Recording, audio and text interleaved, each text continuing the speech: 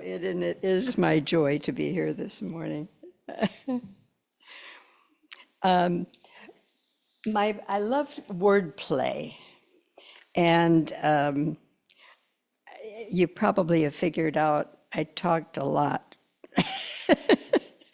I understand that I was a chatterbox when I was a child.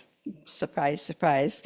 And then I was a school teacher and a speech therapist, and everything that I have been doing somewhere along my line seemed to involve talking. Just surprising about that. As a matter of fact, there were times that my mother just kind of went, I'll be right back. So, joy. And you've already heard how long I've been on this planet enjoying joy, and quite a number of years in the pulpits, California, and then other places in Missouri, and my adventures just spread. And it's been a delight, every place I've been. So, yeah, I said memories from age 5 to 88 plus. So, because I do have memories back when I was just, starting school and sitting in the first grade, because I had chicken pox and measles the same year I should have gone to kindergarten, so I didn't go to kindergarten. We lived in the country, would have had to walk to school. But I remember vividly being in the reading group and reading,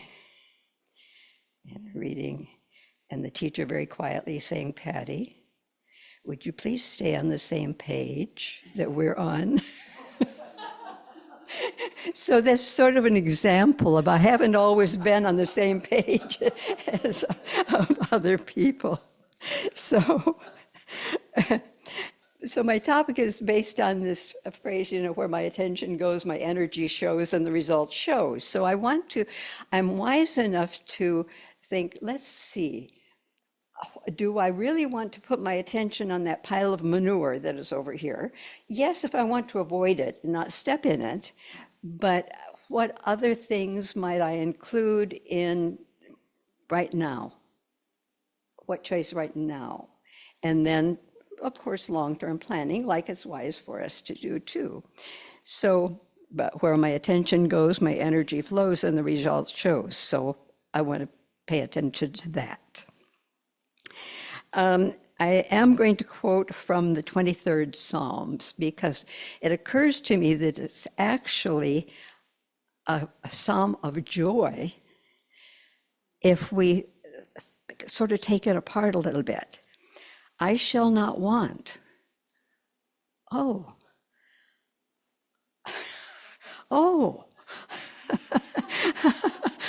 He makes me to rest in green pastures, and he leads me beside the still waters. Green pastures for a shepherd? Yeah.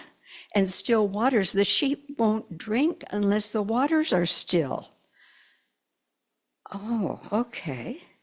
He restores my soul.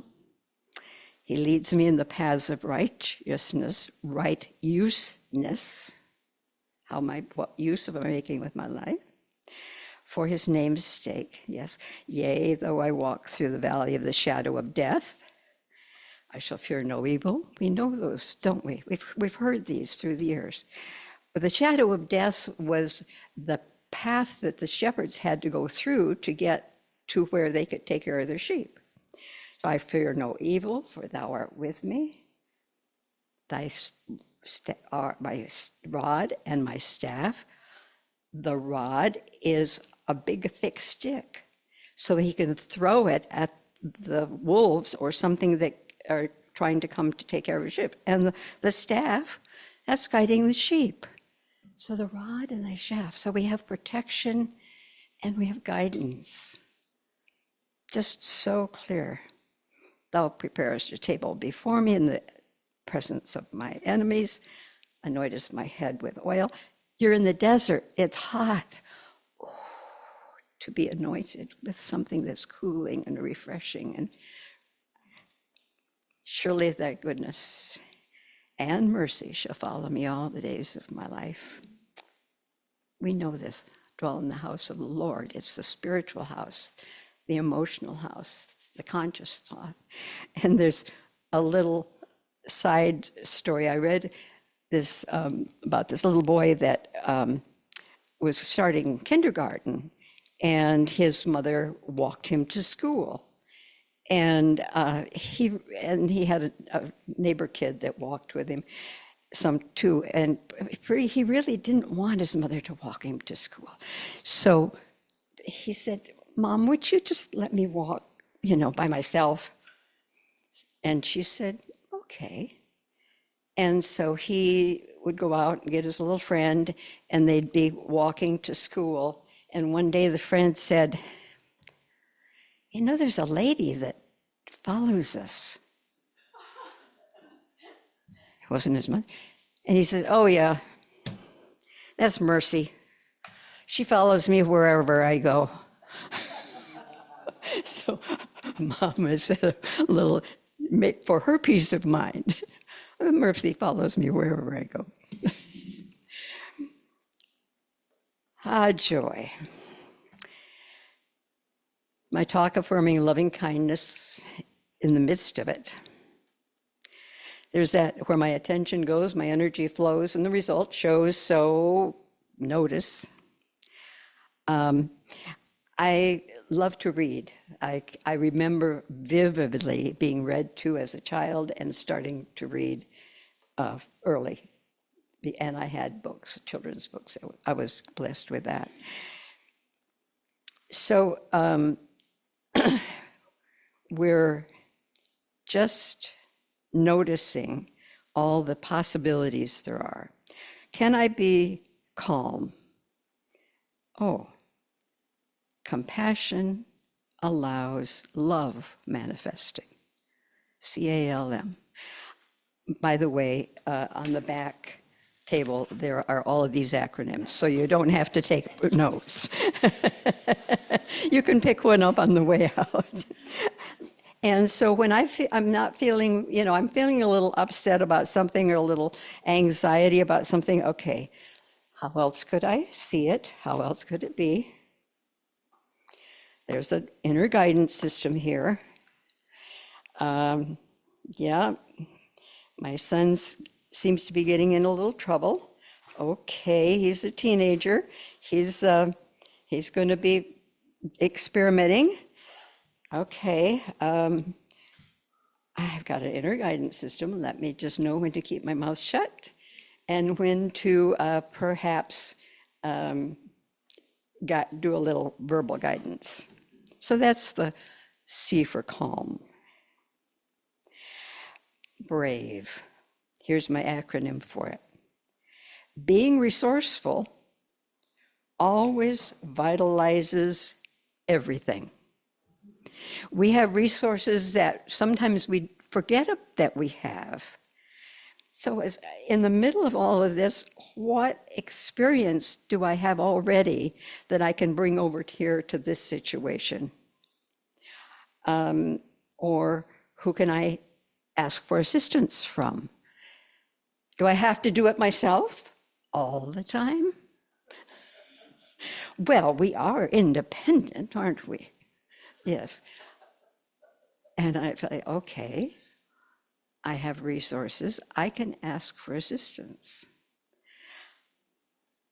That is another way of being brave, just to ask, would you assist me here? Help me out for a little bit. Now, in this moment, noticing our wisdom is my acronym.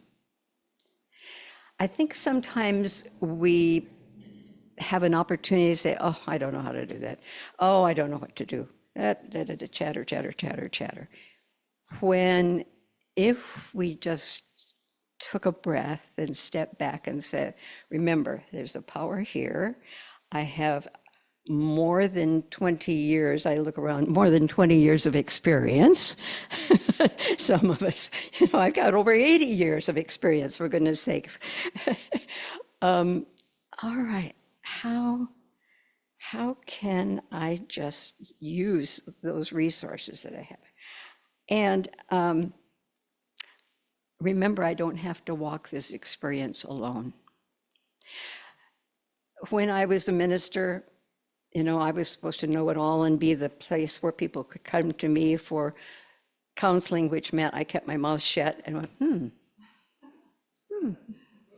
and tell me more about that. I know that they can get it, and if I just keep my mouth shut, it will show up. And remember, I just don't have to walk alone. For now, NOW, noticing our wisdom and the good experiences and effective choices we've made. Just acknowledge, reach up right now and give yourself a little pat on the back. Yeah. I've done a whole lot. You've done a whole lot. We've been through the mud, we've been through the storms, we've been through the tornadoes, we've been through the loving places and the quiet places and the joys too.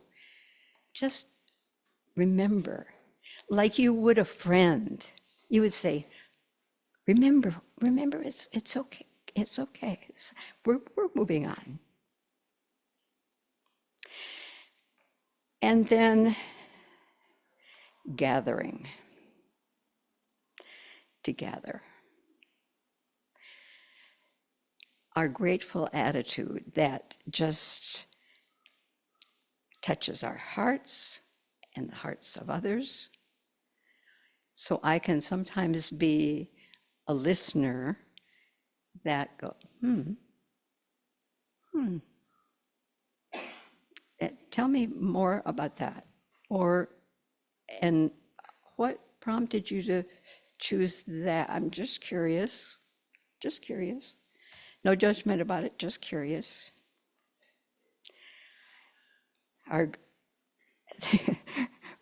Get to remember that there are good, grateful attitude touches hearts, expressing richness. G-A-T-H-E-R, gathering. There's a Sunday school song I remember from my church. You probably remember, count your many blessings, count them one by one. Count your many blessings, see what God has done. As I count my blessings, count them one by one. Then I see more clearly just what God has done. And when I get in the middle of the mud puddle, I go, okay, what has happened before? What can I do? Then let me clear that picture a little bit. How is it? How can it be? And then crap. None of us have ever experienced crap, have we? Conflict resistance equals anxiety problems. So here's the conflict, and as soon as I've got my hands up against the conflict, I'm just using up a whole lot of energy, aren't I? I'm just working hard to keep all that away from me.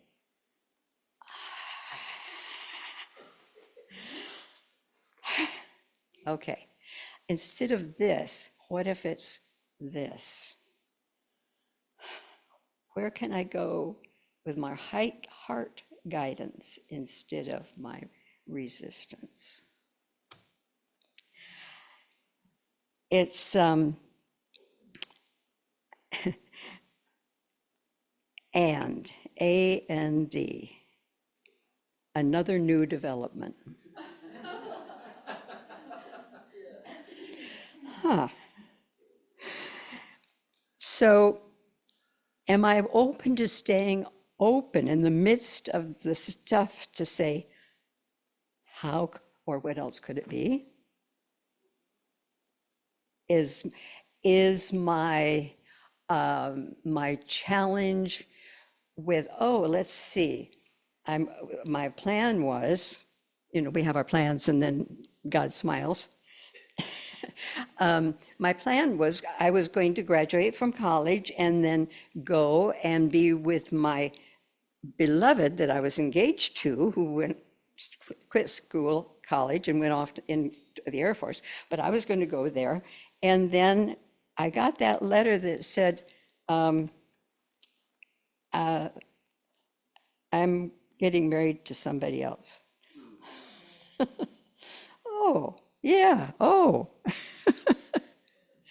Let's see. What am I going to choose here? Well, just guess, wish him well, and see what unfolds. And it was actually the best thing that ever happened because when I happened to have a double major in college, I wanted to be a teacher, but I also heard about being a speech therapist and having something that I do all the time with my tongue. And I was conscious of people that occasionally around me didn't have that fluidity. And I thought, maybe I could be of assistance. So my double major was a speech therapist, but when you, in Michigan State University, where I was studying, if you had something like that, you had to have another major.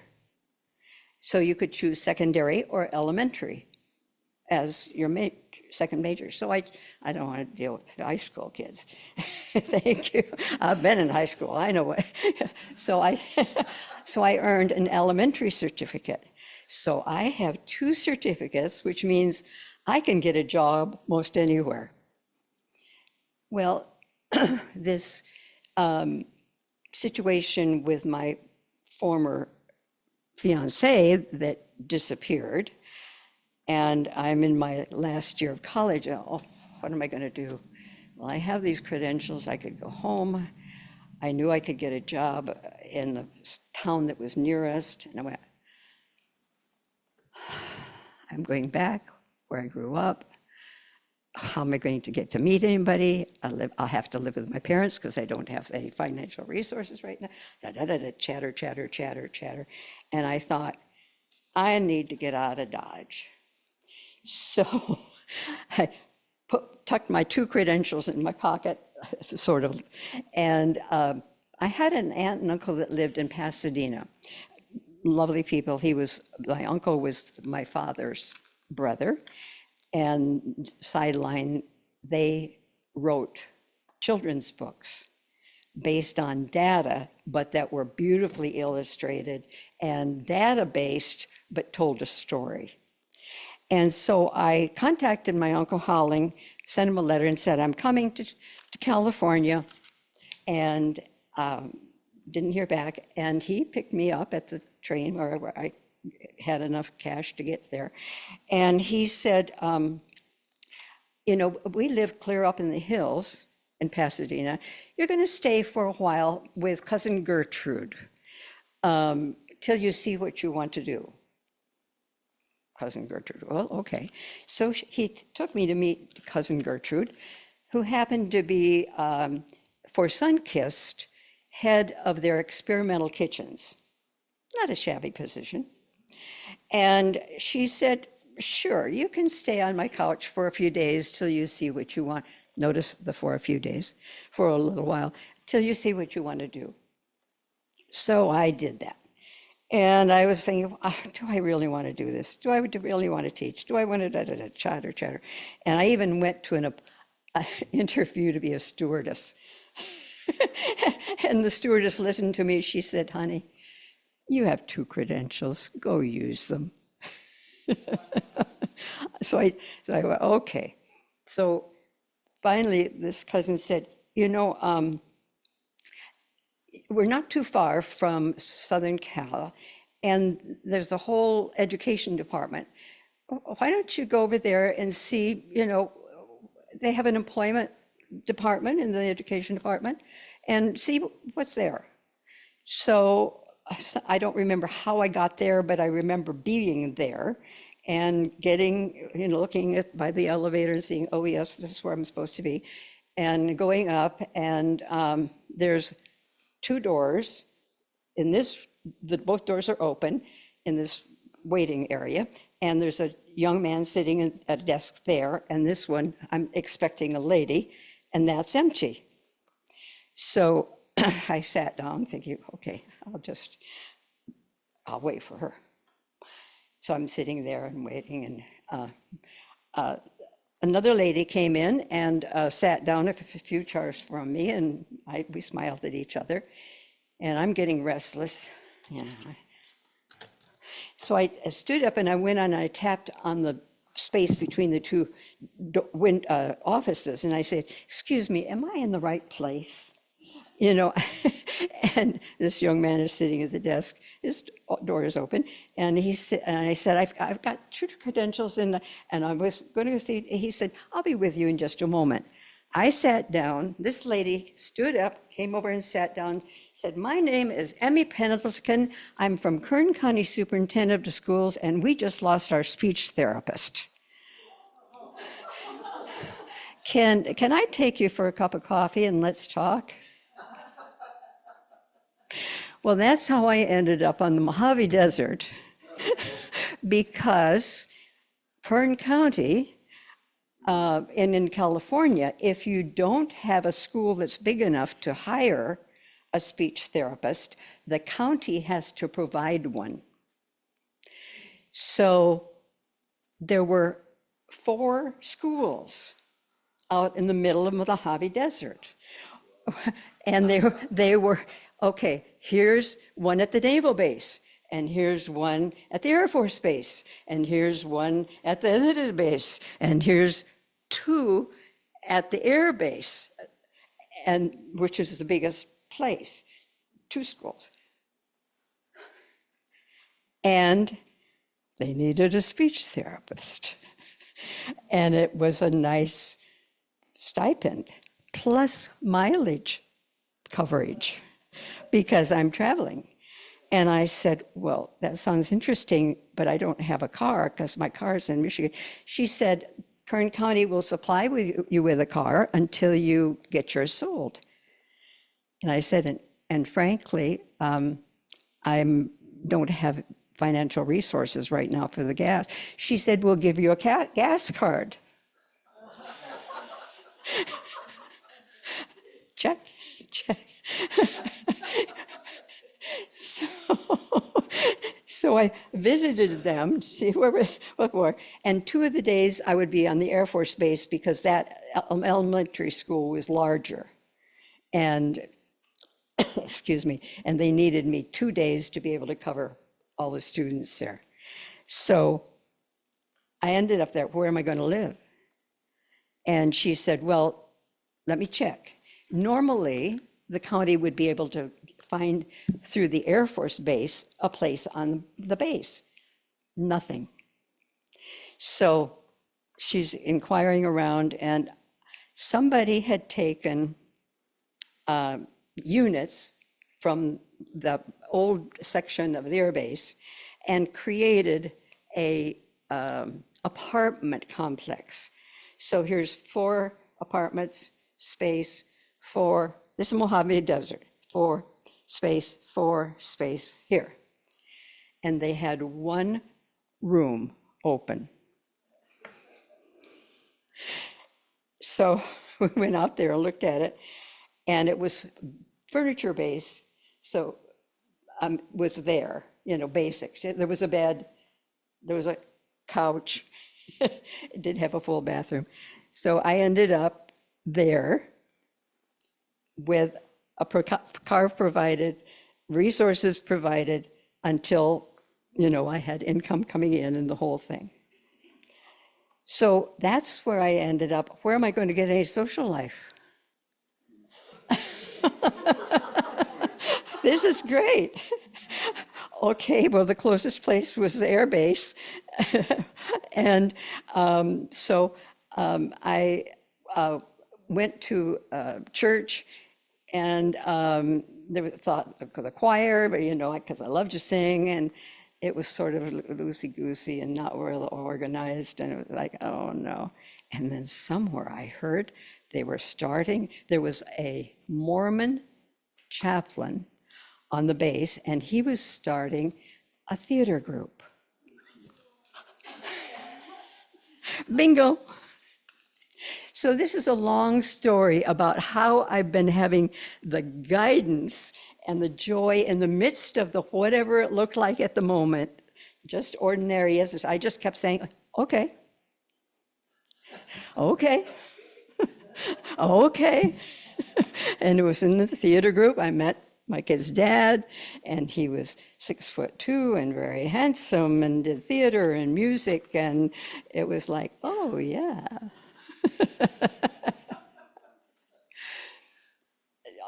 Life went on. Things happened like they do. And there was a point in time where ultimately we had 2 kids, and it was great. And then it was clear that we cared about each other, and we needed to separate. And we did so with compassion and respect for each other. And I had seen that, I had lived that with my parents. So I knew that worked. I'm going to do a little jump in my story because just ordinary yeses kept me,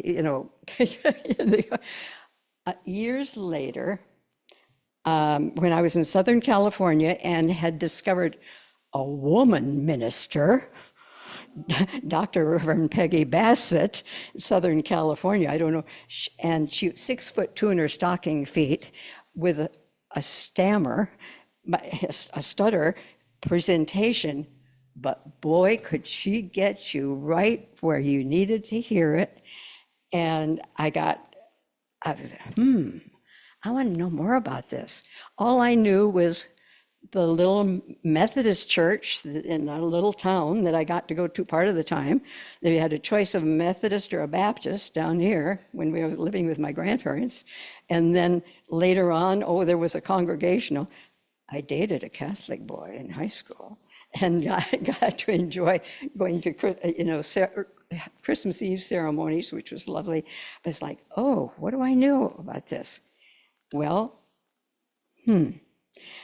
what do I know is that somehow I've been in the right places at the right time. And so I was in Southern California, and I was doing, as a speech therapist, I was given a room at the back of the library where students could come to me. And so I got acquainted with the librarian, and she said, I think you'd enjoy knowing Karen. And Karen was somebody that was a mother of one of my kids. And I said, oh. So the librarian set us up for a date to have coffee together, me and this lady. So life goes on and on and on. I've become a minister in training. And when you're a minister in training, you get to go wherever you can to get experience talking. So I ended up in the mountains with a study group, and we're chatting. If a study group will put you up, see that you've got a nice place to stay, make sure that you're fed and taken care of, and then you do a presentation to them because they don't have a church there. They're just doing their own studies. So I was telling stories sort of like I'm telling here, and the lady down at the end of the table, about 11, I was down at the end of the table, and she said, excuse me, when were you in the Mojave Desert? And I said, she said, That was my job you took. I had an emergency in Michigan, and I had to go back and be with my family. She went to Michigan, I came to California, and happened to be accidentally in this place to encounter the past. Okay, just ordinary yeses, joy, counting our many blessings. I have them, I know you have them. At the back of the table, or you already got them, the acronyms. My brain just loves to play with words. And so I'm going to invite us to read them together.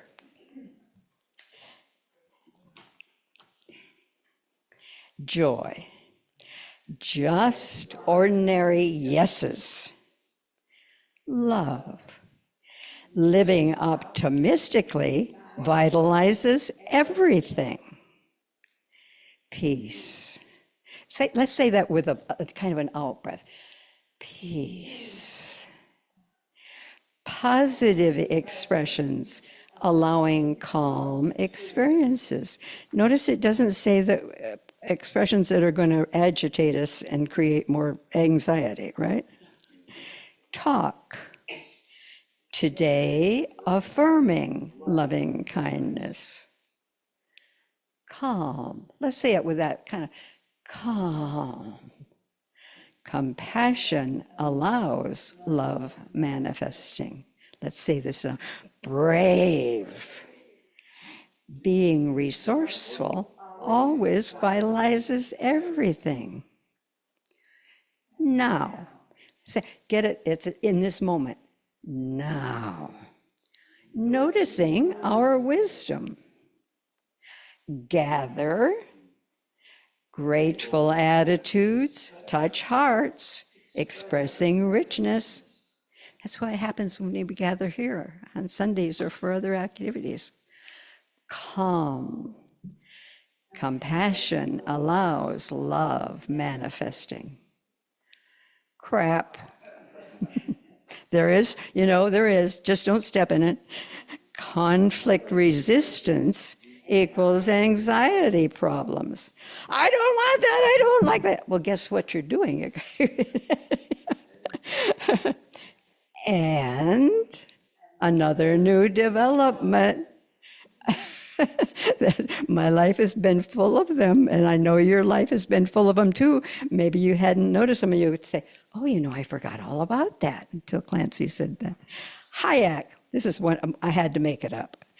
Happiness is a choice. Let's say that one again. Happiness is a choice, and God guiding our destiny.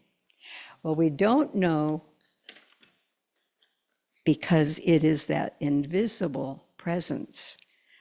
God might be the person we meet in the grocery store, and it's the representation of God that just touches us in some way. It may be the person that you stop to assist in some way. We have no clue.